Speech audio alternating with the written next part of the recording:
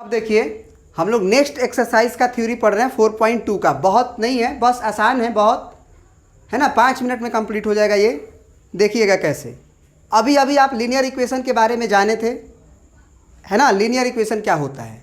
अब उसका नाम क्यों लीनियर पड़ा होगा, आखिर उसका नाम कोई मैथमेटिशियन ही रखा होगा, तो लीनियर इक्वेशन क्यों नाम पड़ा, बात समझ में आया कि इस तरह के इक्वेशन का लीनियर इक्वेशन नाम क्यों पड़ा।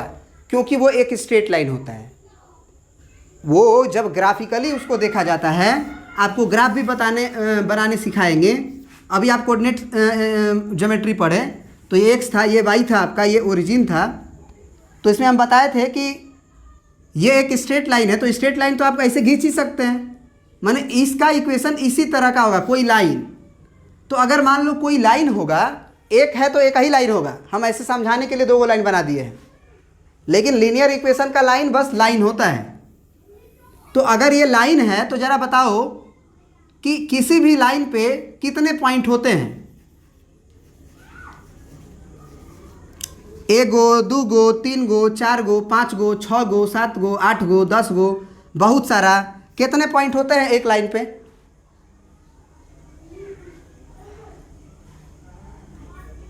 बोलो। Unlimited, infinite. तो जब हम बोलें कि इस लीनियर इक्वेशन का सॉल्यूशन कितना होगा, कै गो होगा, एक गो सॉल्यूशन होगा कि दो गो सॉल्यूशन होगा कि तीन गो। आप कहोगे सर ये सॉल्यूशन क्या होता है सर। हम कहेंगे कि बाबू तुम x बराबर 1 और y बराबर 1 इसमें रखो तो पहले, या एक काम करो x बराबर -1 और y बराबर -1 रखो। तो जब तुम x बराबर -1 रखोगे तो ये 2 गुने -1 होगा, फिर प्लस में 3 गुने y का वैल्यू -1 रखे हो -1 होगा। अब +5 बराबर 0 होगा, तो यहाँ -2, यहाँ -3, यहाँ +5 बराबर 0 होगा। अब बताओ कि ये +5 0 होगा। तो इसको बोलते हैं कि ये वाला जो एक्स वाई है ये इस इक्वेशन को सेटिस्फाइड कर दिया। मतलब कि ये अगर इस लाइन का इक्वेशन है तो ये पॉइंट इस लाइन पे होगा। और तुम भी जानते हो, अभी अभी पढ़ के आ रहे हो कि एगो एक्स जो होता है और वाई जो होता है, दोनों अगर मिल जाए एक साथ ऐसे तो एक पॉइंट बना लेता है। एक्स में चलना पड़ता है -1 और वाई में चलना पड़ता है -1। मानते हो कि नहीं मानते हो? तो जरा बताओ कि इस तरह का एक्स और वाई चलने के लिए हमको एगो दूगो पॉइंट है। ये रफ डायग्राम, ये एक्चुअल डायग्राम नहीं है इसका, बस हम ये बता रहे हैं कि एक लाइन का कितना इक्वेशन हो, माने सॉल्यूशन हो सकता है। और सॉल्यूशन का मतलब होता है पॉइंट। सॉल्यूशन का मतलब होता है पॉइंट। कितने पॉइंट इसके सॉल्यूशन हो सकते हैं। तो भैया हम पॉइंट देख रहे हैं कि इनफाइनाइट है, तो जब इनफाइनाइट पॉइंट है तो ऐसा ए और बी हमको क्या को मिलने वाला है लाइन पे, बहुत सारा ना मिलने वाला है। बात समझ गए? तो एक लाइन का कितना सॉल्यूशन मिलेगा?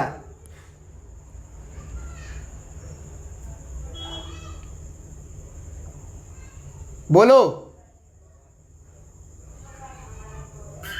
इनफाइनाइट सॉल्यूशन मिलेगा। काहे सॉल्यूशन इनफाइनाइट मिलेगा? क्योंकि सॉल्यूशन बोलते हैं एक्स कॉमा वाई को। केवल एक्स को सॉल्यूशन नहीं बोल सकते हैं लीनियर इक्वेशन इन 2 वेरिएबल का, क्योंकि इसमें 2 वेरिएबल है। तो एक बार अगर एक सॉल्यूशन बोलना होगा तो एक्स भी बताना होगा, वाई भी बताना होगा। तो एक्स और कॉमा वाई अगर हम एक लाइन पे चलने सीखते हैं तो एक्स में और वाई में चलते हैं जब, एक्स में और वाई में चलते हैं जब, एक्स में चलते हैं और वाई में चलते हैं जब, तो there are many values of x y which satisfied the 2x plus 3y plus 5 is equal to 0। इसीलिए लीनियर इक्वेशन का इनफाइनाइट सॉल्यूशन होगा। तो इसमें एक्सरसाइज 4.2 में पहला ही क्वेश्चन दिया हुआ है कि which one of the following option is true and why। इसका जवाब हम दे चुके हैं। इक्वेशन है तुम्हारा, लिख देते हैं अच्छे से फिर बताते हैं।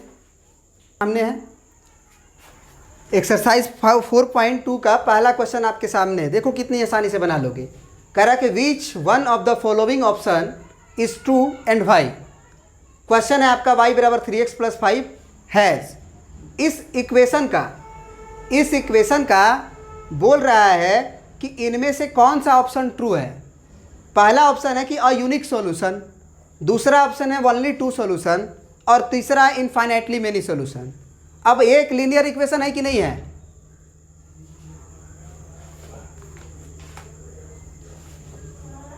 है ना?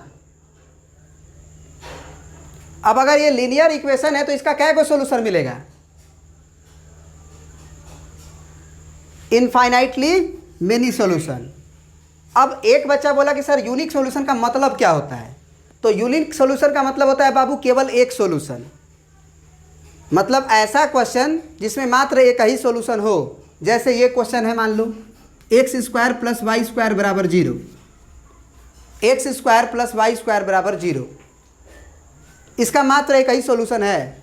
कौन सा? तो एक्स बराबर 0 और वाई बराबर 0। आप एक्स और वाई का इसके अलावा कोई भी वैल्यू इसमें रख दो, अगर 0 आ जाएगा तो बता दो, आएगा?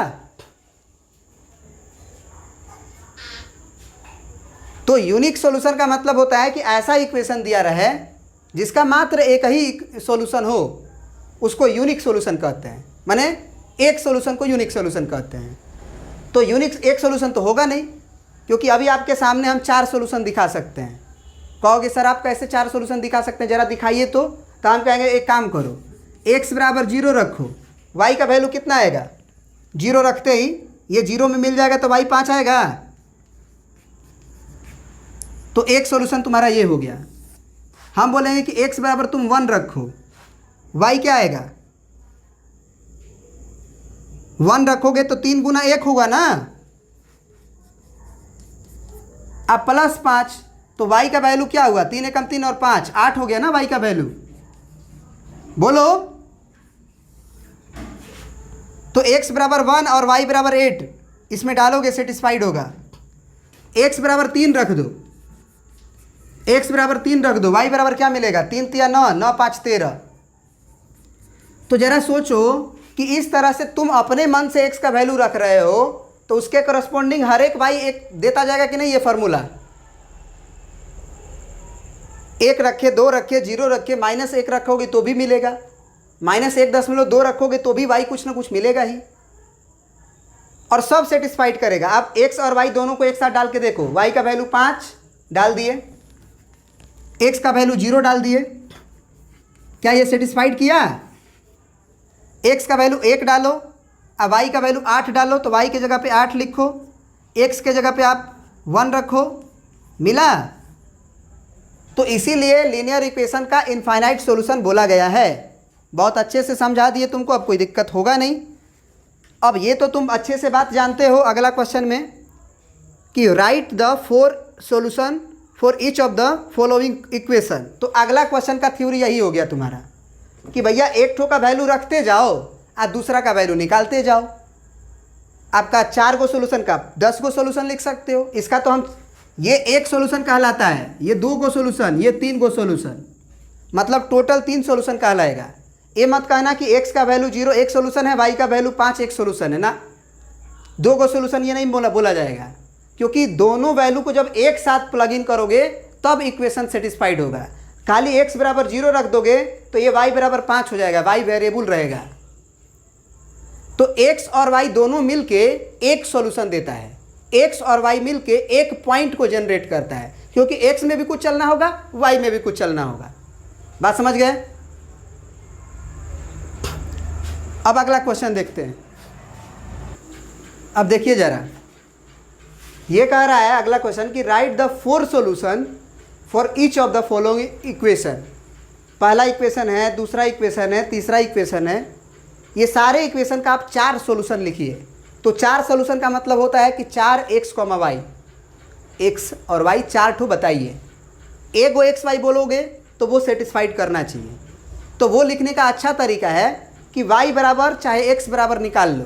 तो यहाँ y बराबर निकालना अच्छा है, क्योंकि y का कोफिशिएंट 1 है। तो y बराबर 7 - 2x। x निकालते तो तुम्हें क्या करना पड़ता? 2x बराबर 7 - y करना पड़ता। फिर x निकालने के लिए आपको 7 - y डिवाइडेड बाई 2 करना पड़ता। तो थोड़ा मज़ा नहीं आता देखने में, इसीलिए हम लोग कोई भी एक कर सकते हो। x बराबर भी लिख सकते हो, y बराबर भी लिख सकते हो नियम के अनुसार। नियम क्या है कि +2x को आप उधर भेजोगे तो -2x जाएगा। अब आप क्या करो, अपने मन से x का वैल्यू मान लो 0 रख दिए, तो x का वैल्यू 0 रखोगे तो इसको सॉल्व करो और y का वैल्यू निकालो। तो 0 रखोगे तो ये 7 माइनस 2 गुने x का वैल्यू 0 रखे हो तो y का वैल्यू आया 7, तो यहाँ y का वैल्यू हम लिख देंगे 7। ये एक सोल्यूशन माना जाएगा, एक सोल्यूशन। अब दूसरा सोल्यूशन के लिए क्या करो, अपने से x का वैल्यू मान लो 1 रख दिए, तो x का वैल्यू 1 रखोगे तो ये y का वैल्यू क्या मिलेगा, 7 माइनस 2 इंटू 1। तो यहाँ से y का वैल्यू कितना मिलेगा जी,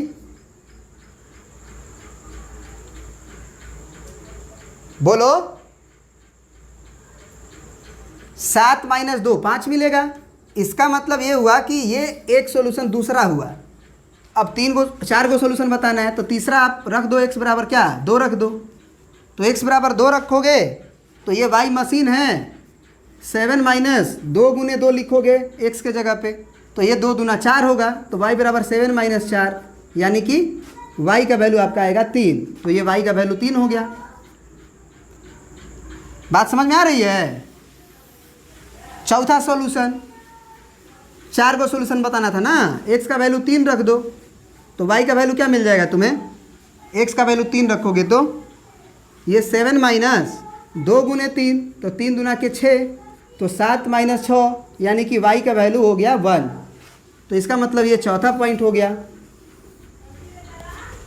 तो ये 4 सॉल्यूशन बोल रहा था, आप निकाल लिए।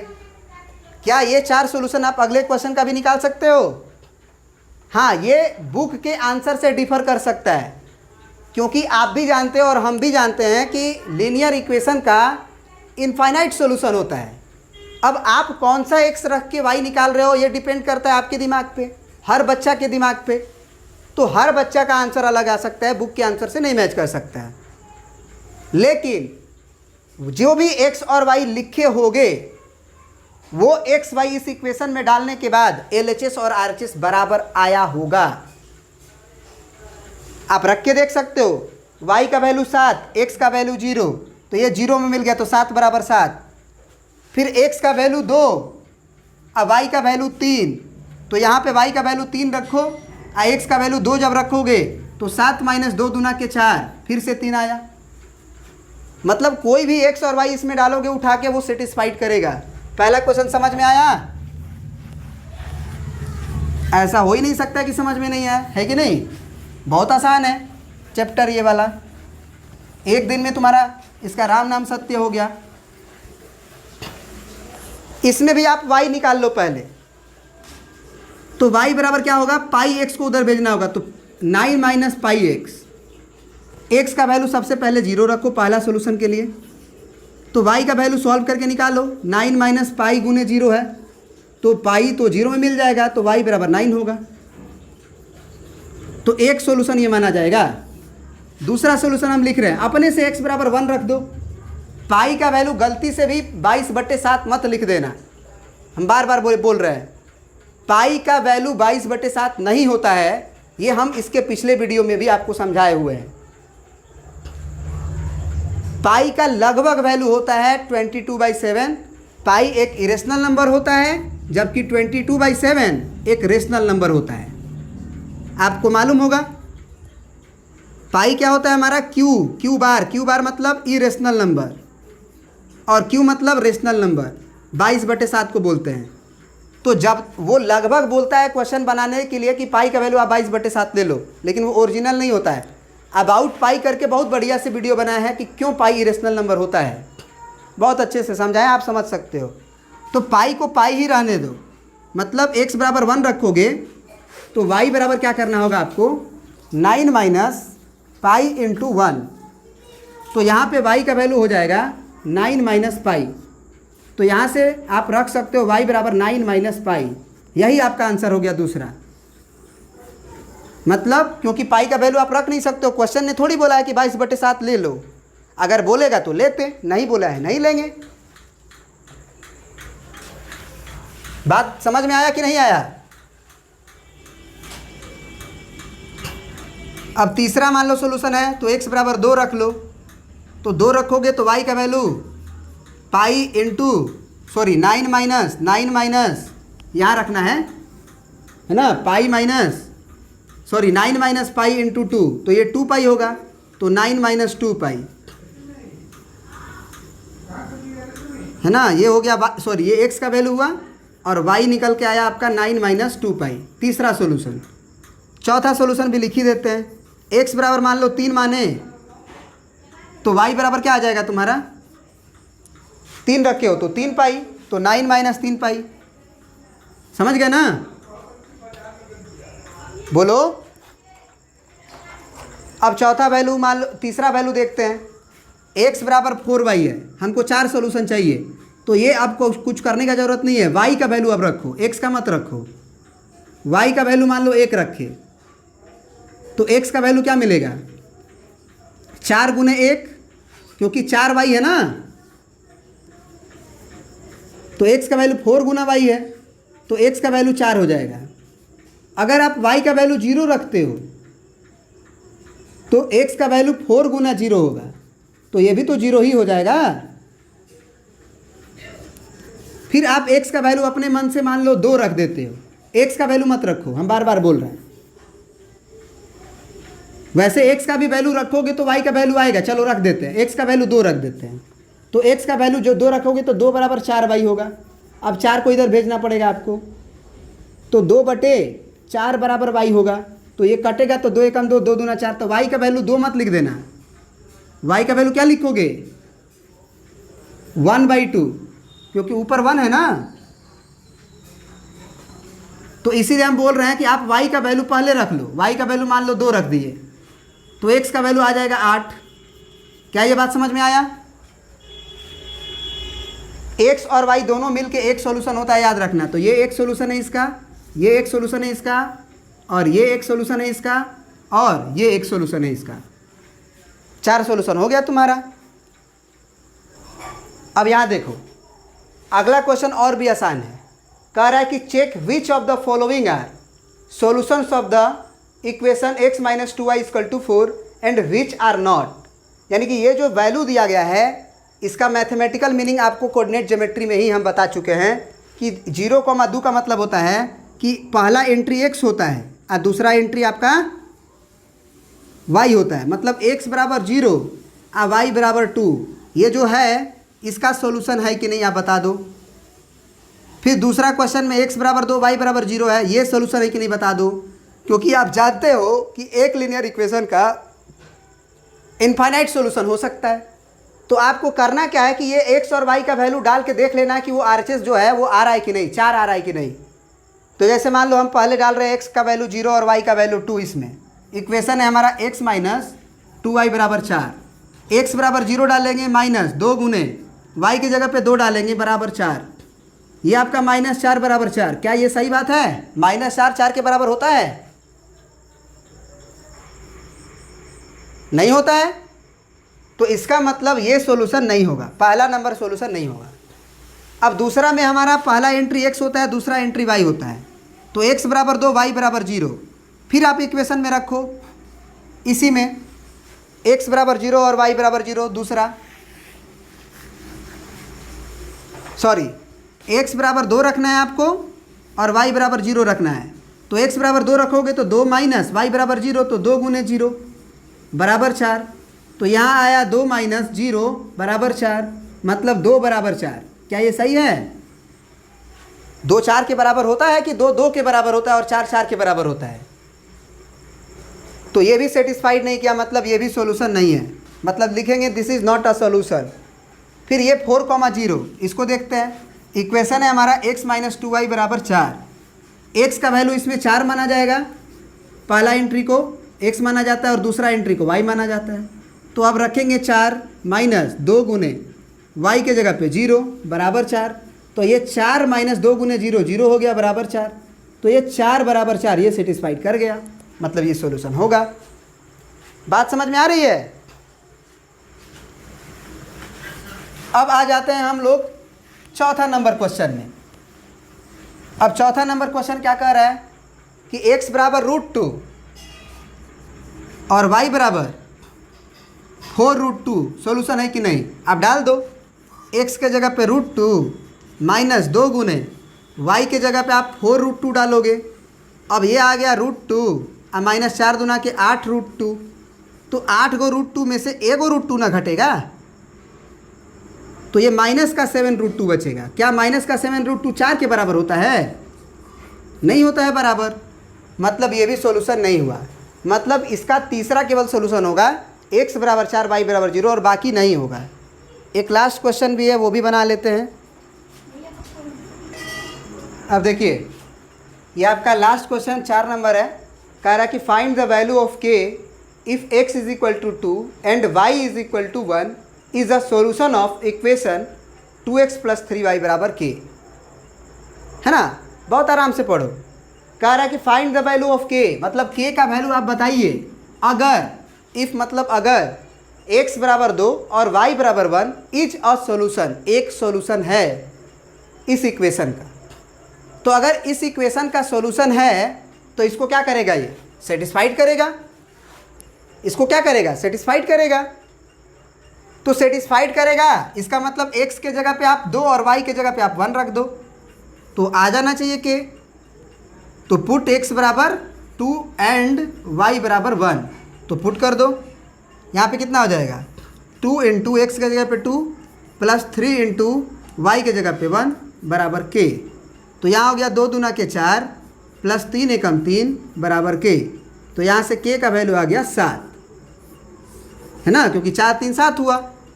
तो इस तरह से हम कह सकते हैं कि इस क्वेश्चन का आंसर k का वैल्यू जो पूछा था वो 7 हो गया। तो ये आपका कंप्लीट एक्सरसाइज 4.2 भी हो गया, है ना। अब शायद इसका एक और एक्सरसाइज है 4.3 ग्राफ्स, उसको हम लोग अगले एक्सरसाइज में कर लेंगे, ठीक है ना। और उसके बाद शायद 4.4 भी है, वो भी 2 एक्सरसाइज हम कल के क्लास में ख़त्म कर देंगे। थैंक यू, आज इतना ही।